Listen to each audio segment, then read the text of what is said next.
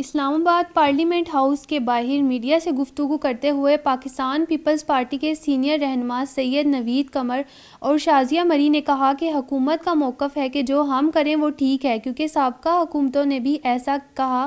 حکومت کا بہانہ ہے کہ حالات بہت خراب ہیں اور ملبہ عوام پر ڈالا جا رہا ہے۔ ان تمام معاملات پہ بات چیت کی جائے، لیکن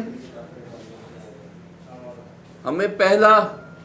دھچکا تو یہ لگا کہ جب ہم ہاؤس میں آئے اگلے دن کہ وزیر خزانہ صاحب خود ہی موجود نہیں تھے، اور ہمارے اصرار پہ یہ ہاؤس سٹارٹ ہونے سے پہلے کی بات ہے۔ ہم نے کہا کہ ڈیبیٹ تب تک نہ ہو جب تک کہ وہ خود موجود نہ ہو، کیونکہ اگر تجاویز بھی آنی ہیں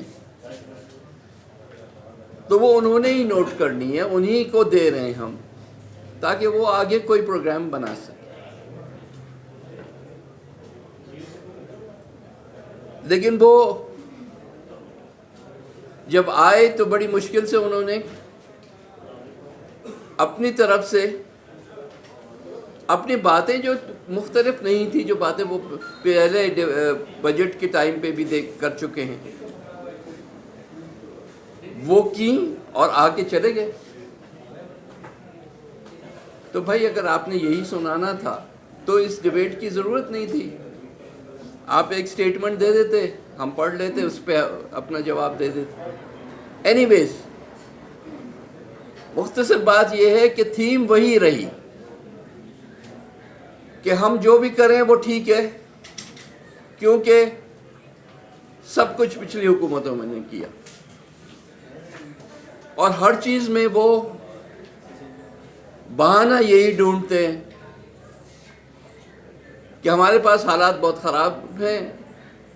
اور اس سارا کا جو ملبہ ہے وہ عوام پہ ہم پھینک رہے ہیں۔ اور جس طرح نوید قمر صاحب نے کہا کہ وہ